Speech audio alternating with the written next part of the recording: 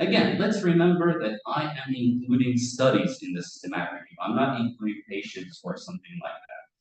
We will include studies or suitable studies based on what we call the PICO. Now, the PICO stands for population, intervention, comparator, and outcome. So here, my population could be animals, could be patients, could be cells, could be anything that is in that study. But this population should have a special feature or should have a problem. So for example, I can include rats or mice with critical size defect. So the problem is that they have a critical size defect. Or I can include patients who have missing teeth and they want dental implants. Or I can include patients with hopeless teeth that need maybe dental extraction. So this is my population. This is how I state my population of interest. And then I start to include studies. Next thing is the intervention. The intervention is basically the procedure that I am doing to that population. So for example, if I have patients or animals with critical size defect, I am doing bone grafting. Or for example, if I have patients with missing teeth, I will put dental implants. Or if I have maybe patients that have bleeding, I will do maybe hemostatic agents. So this is basically the intervention, which is the procedure that we are doing to that population. Next thing is the comparator, very easy, the control group. So each study will have a test and a control group. The control group is the comparator. Now, the last thing is the outcome, which is basically the main thing that I am looking for and they measured in those studies. So basically, if I am having studies with bone grafting, I will be looking maybe for the percentage of bone formation.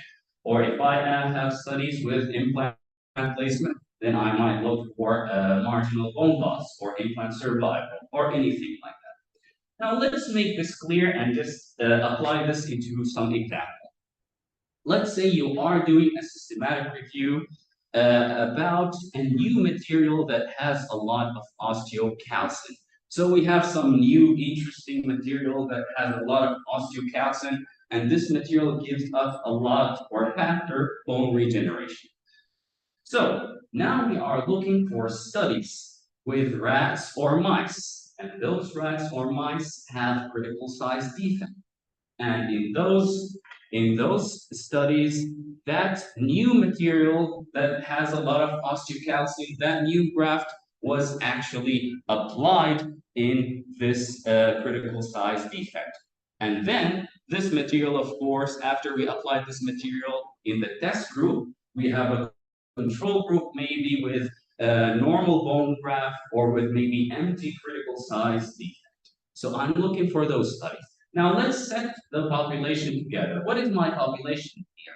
Is it people? Please speak. What is it?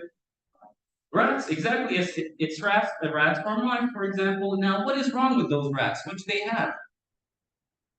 Critical size defect. Excellent job. So this is my population. I'm looking for studies with rats and mice with critical size defect. Now, what is my intervention?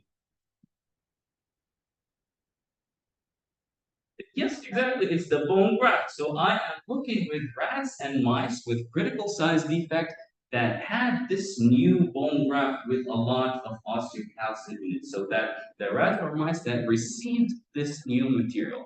Now, what is my comparator? What am I comparing this to? Normal bone, excellent job. So I am comparing this to normal bone or maybe to like empty critical size defect, whatever I am looking for. And what is my outcome? So when I do bone grafting, what do I measure basically? Please speak loudly, let me listen, let me hear. Bone formation, yeah, very good. So I am looking for bone formation. So I set my PICO, now I am ready to include the suitable studies. So I am looking for studies, again, I'm looking for studies that has critical size defects in rats or mice. And then those critical size defects received the new bone graft in the test group and received maybe normal bone graft in the control group. And the outcome that was measured is maybe the percentage of bone formation. Is that clear? I hope so. All right. So if I have a study that had rats and mice, and they received the new material for the test group, and they received the normal bone for the control group, but they didn't report the percentage of bone formation, do I include this or I exclude it?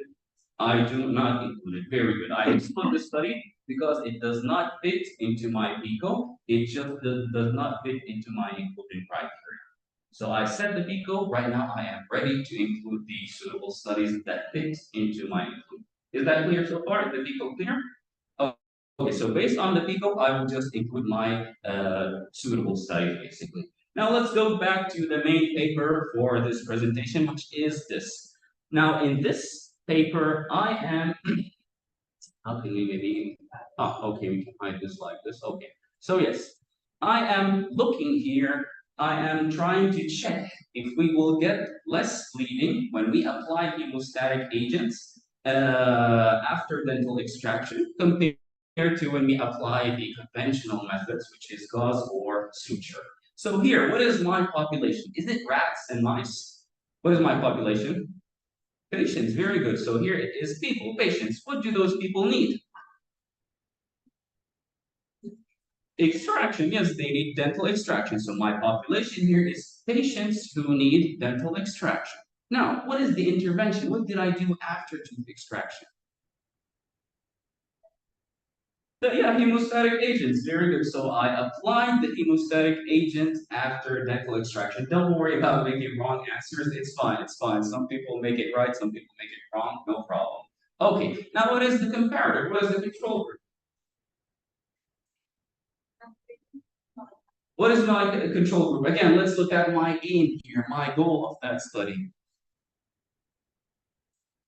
Yeah, yes, exactly. So the comparator or the control group is the suture or the gauze pressure. So this is what we call conventional methods.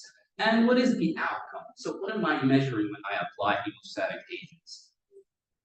Bleeding, very, very good. So I am here looking for studies maybe that reported either the time to stop bleeding and or basically the bleeding events, the post-operative bleeding cases after applying the hemostatic agents. Okay, so let's make sure that we did it right. So here is the PICO in my publication. The population was adult patients who received simple or surgical tooth extraction. The intervention was the use of hemostatic agents after tooth extraction. The control was conventional hemostatic measures, such as basically sutures or gauze pressure. And the outcome was articles that record the time to achieve hemostasis, which means the time to stop bleeding, and post-operative bleeding events. It means the number of cases with bleeding after the procedure. Is the PICO clear? Okay. Yes?